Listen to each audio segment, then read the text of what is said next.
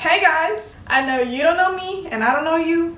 Maybe we do know each other if you're watching that. My 8 social lessons that I've learned since moving from a small little town in California all the way to Pennsylvania for college. It's crazy to think that I've been here for 4 years already because I'm going into my senior year, and that is just absolutely insane. But I have learned so much from my time here. Lesson number 1, nobody has time for you, nor do they care about you. Even if they're not in a rush, maybe they're just walking to the park for the 2 hours of sunlight that we have that day. An East Coaster, at least for the sake of this video, that's what we're gonna call them, do not give one flying care about you, what your plans are, where you're going, how's your day, nothing. They have a place to be, a time to be there, and you are simply an object in their way to that place, waiting for you, a random fellow pedestrian. Even if they don't know why they're rushing. They feel the urgency of somewhere that they have to be, even if there's nowhere that they have to be. A pep in their step, if you will. It's the East Coast way of living. Everything's fast and everything has urgency. If you don't abide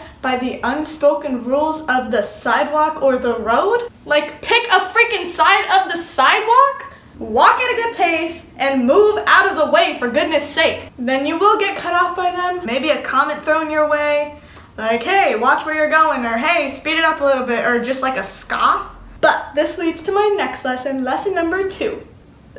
Pedestrians think they have the right of way, and cars also think that they have the right of way at all times. This leads to the grand debacle of who owns the streets. This can be anything from you trying to cross the crosswalk and cars turning in front and right behind you. It's crazy. I know when I first moved out here, I was like terrified crossing the street. It was insane. Or if you're in a car, this can be a person walking directly out in front of you, coming from absolutely nowhere with no regard for you driving down this street. They just walk out in between these parked cars, expect to cross the street, and expect you to stop for them. But the issue is drivers don't expect to stop for them, and they don't want them to cross in front of them. So this leads to the grand debate on who owns the road. Lesson number 3, there are absolutely no rules when you're driving in Philly, but the rules are insanely strict when you're parking. I've seen a lot in my few years here. I've seen people parked and driving on sidewalks to straight up avoid traffic or just because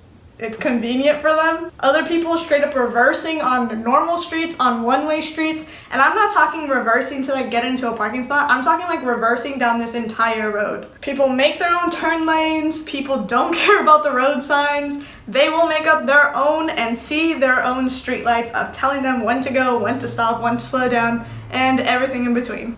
But parking is a completely different story. I swear the PPA is watching your every move, and they are everywhere and nowhere all at the same time. It's like they pop up, but they're also never there. It's so crazy. The second, and I mean the second your time runs out on that parking meter, bam, ticket. Like crazy.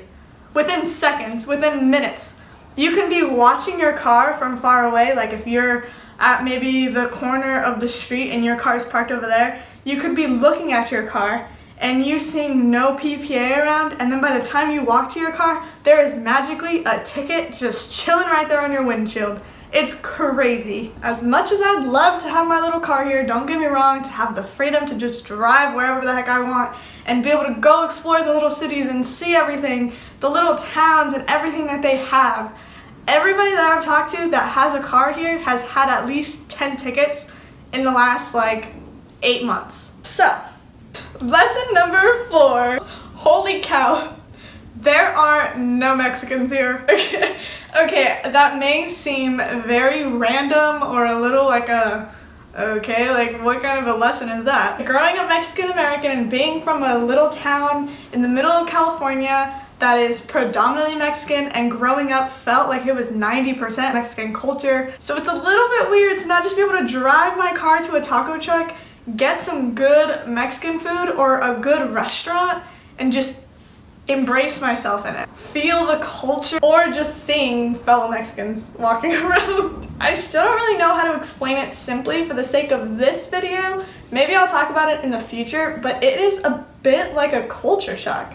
And it took me a little bit to really realize what I was feeling being here and not seeing other people, not necessarily that look like me, but just Yeah, kind of. I'm also learning about a lot of different people from a lot of different backgrounds that I would have never been able to learn about from back home. Because people here are diverse in other ways, it's fascinating. I love it. But long story short, I've met 4 Mexican students here. 2 of them are on my softball team. So basically, I make my own food, which helps with homesickness. Lesson number 5. People know almost nothing about California and have no faith in their states and all its coolness here. I get it, I come from a little town in California and I don't expect people to know where it is, what's around it, what it has, or even the area. But seriously, people have no idea of like the geography of California. A lot of people don't even realize how big it is. For example, from my area, I can go 6 hours, reach the top of California, or I can go around 6 hours and get to the bottom of California. It's pretty big. But this also doesn't put me by many major cities that people outside of California know. So it's a little bit difficult trying to explain to people where I'm from, especially being so far away. But when they hear California, they get really curious and they like to ask questions, and it's just really hard to answer because the conversation will go like this. Oh, where are you from? Oh, I'm from California. No way. What part? The central part. And they'll be like, oh, so are you from LA? And I'll be like, no, LA is like 4 hours south of me. And then they'll be like, okay, like San Francisco? I'm like, San Francisco is like 3 hours north of me. So it's a little difficult to find that middle ground because then I'll say towns that they may know of, but I would say about 10% of people that I talk to from over here know the area that I'm from the towns that I described. So that's a little complicated. But the other question I get asked all the time is, oh, where are you from? And oh, I'm from California. Oh, why would you come here? And then I'm thinking in my head, because it's so pretty here. First of all, the buildings in the city are fascinating. They are so tall and beautiful, especially from campus where I go. If I walk outside and I look to the right, I can see the entire city. We are like half a mile to a mile away from the middle of Philadelphia. I love it. It's beautiful. But even outside of the big cities, the little towns literally look like towns from movies on Lifetime and Hallmark and in the Christmas movies. It's gorgeous. Like, I'm talking little towns that have holiday festivals and a local coffee shop and everything. Like, it's gorgeous. My tia and tío used to live in New Jersey in this little town, and I thought it was the cutest thing. Every time I went to visit and stay with them, I felt like I was in a Christmas movie. It was gorgeous. The houses are all so unique here. The setup, the layout, the people, I love it. Granted, I will probably live out my days back home in California. I love being here for the amount of time that I am here for college. Rule number 6. The talking. It's crazy. At first, I didn't really notice a difference. I mean, you have your usual, like when people make up accents and they try to talk like a Californian, or they try to talk like a New Jerseyan or a New York person. It's like the typical stuff, but when you're really here, it doesn't feel like it at first. And then there's certain words that you start hearing and picking up on that's like, whoa, wait, say that again? Or people will be like, what did you just say? So it's really interesting, and it's one of my favorite parts about being over here. So far, I've heard the basics, like orange versus orange. I say orange, but a senior on the team when I was a freshman told me that it had to be pronounced orange, and then I was pronouncing it wrong, and it was so funny for me to hear. Another thing is I say coffee and cough, and a lot of people here will say coffee and cough. I'm not the best at accents, so don't go completely by what I'm saying, but this is how they sound to me. Another one that I heard a lot when I was first here, and I've kind of gotten used to it now, is water. People here will say worder. I know that's probably not how it sounds, but that's how it sounds to me. It's fascinating. I love hearing everything. Worder, dog, coffee, coffin, cough. It's like that O is pronounced so differently. I love it. But then I realized I say lemon weird. I thought it was pretty normal to pronounce it lemon. Then somebody mentioned it, and then a few more people mentioned it, and then a lot of people mentioned it, and they were like, it's lemon. But lemon just sounds so forced to me. I've never said lemon. I always say lemon. I don't know if that's from my family mixing it with limon in Spanish and coming up with lemon. But then I realized that it is kind of weird because when I try to write out the word lemon, my first instinct is to write L-I-M instead of L-E-M because of the way I pronounce it. So granted, I know I'm not probably right in pronouncing it, but I'm gonna keep saying lemon. But on that topic, I put lemon on everything, which I did know was a little strange before I moved here. I mean, I guess not really, but here it's like foreign and completely weird to put lemon on all this stuff. But again, that's a conversation for a different time. Another cool thing that I learned is some people here refer to sprinkles as rainbow jimmies. But the person who told me about it was like, look, you can have rainbow jimmies, but you can't have chocolate jimmies. Those are always chocolate sprinkles. And you cannot mix those two up. You can have rainbow jimmies, chocolate sprinkles, that's it. And I was like, okay, I'm not gonna argue with you there. But I had never heard that before and I thought that was so cool. And people here from Pennsylvania, from the East Coast in general, but I'm in Pennsylvania, so I hear a lot of Pennsylvanians speak. They hardly ever refer to Pennsylvania as Pennsylvania. It's normally PA. So if they're dropping in conversation where they're from, they'll be like, oh yeah, I'm from here in PA. And at first, I was like, what the heck is PA? But I didn't say anything, obviously, because I was a little nervous. So I'd just be like, oh yeah. But then I realized, I put two and two together using context clues and other things, and I realized that PA was just for Pennsylvania. So if you're ever having a conversation with somebody and they refer to PA, just know they're talking about Pennsylvania. But then I was like, should I start referring to California as CA?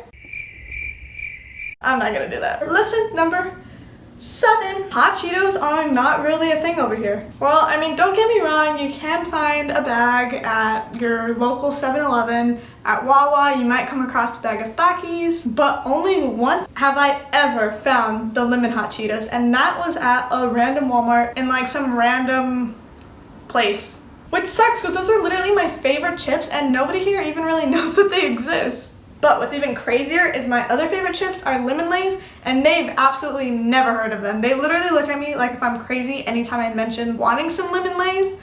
And there's been a lot of times that I can think about where I've gone to the 7-Eleven or a store and seen chips. I see a green bag of Lay's chips, I get so excited, I walk up to it, grab it, and then I see they're pickled flavored. Which, don't get me wrong, I love me my pickles. But I love me some Lemon Lays more. I've never had the pickle Lays, so don't get me wrong, I can't say that I don't like them. It is a huge letdown to think that they're Lemon Lays and then your heart get ripped out of your chest when you realize they're pickled. So long story short, the hot chip selection aren't really that great here. Actually, freshman year, I was talking to one of my teammates and I was telling her about the hot Cheetos. I think my family had sent me some lemon hot Cheetos in like a care package that they made me. And I was telling her about how it's so good with lemon juice on it.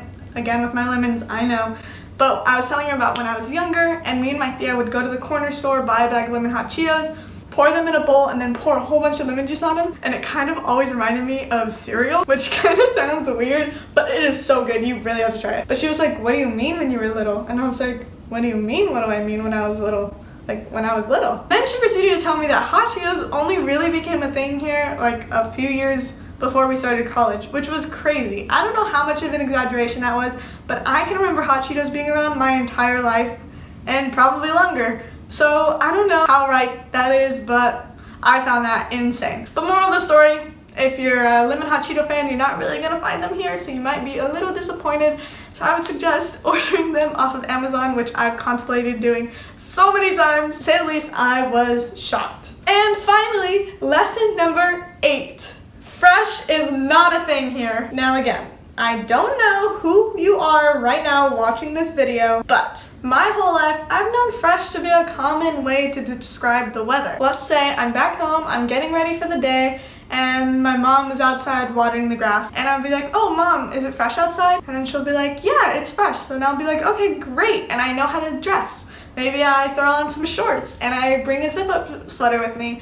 Or maybe I wear some pants and a tank top, you know? But it's fresh outside, it feels good. But I had this conversation with my old roommate sophomore year, and I was like, oh, hey, so-and-so, is it fresh outside? And she was like, what do you mean, is what fresh outside? And I was like, what do you mean, what do I mean, is it fresh outside? She's like, is what fresh? And I was like, the weather? And then she was like chilly? And I was like, no, fresh. you know, fresh. I couldn't think of another way to describe it other than fresh, you know, it's hard. And she was like chilly? And I was like, no. And she was like, so cold? And I'm like, no, fresh, like, I don't know, in between good and cold, it's fresh. I can't think of another way to describe it. So then she was literally confusing me to where I thought I was asking this bizarre question and I was starting to second guess myself. And she was like, fruit can be fresh, flowers can be fresh, but the weather can't be fresh. So then that next day we went to practice and I proceeded to ask, like, I swear 10 of my teammates if the weather could be fresh and if they knew what I was talking about, and nobody knew what I was talking about. So then I felt like I was going crazy. I was like, am I even speaking English? Do I know what I'm talking about? Have I been making this up in my head this whole time? Is this something that we only say in my household? So then I asked some friends from back home and they all knew exactly what I was talking about, so then I felt a lot better. But it is really hard because I feel like fresh is such a good way to describe the weather on a lot of days. So if somebody doesn't know what you're talking about or they can't tell you that it's fresh, then I don't know, it just kind of sucks, I guess. But if you don't know it's a thing, then maybe you're not missing out. I don't know. Let me know what you think. But moral of the story, fresh isn't a thing here. And lastly, the honorable mention, because I just had to mention this, summer rain. I know it's not a social lesson that I've learned, but it is a lesson that I learned about a month ago. It's crazy. I'm like, why is it raining when it's supposed to be hot and sunny? But that is a story for a different video, a different time. And yeah, so these are my 8 lessons with an honorable mention that I learned from being from a tiny little town in California all the way to the grand city of Philadelphia, the city of brotherly love. It's amazing. I love it here. I would definitely 10 out of 10 recommend. And thanks for watching this long. If you've watched this long, drop a teddy bear emoji in the comments, you know? I've always wanted to say that because I always hear YouTubers say that, but thanks for watching my video and I hope to see you next time.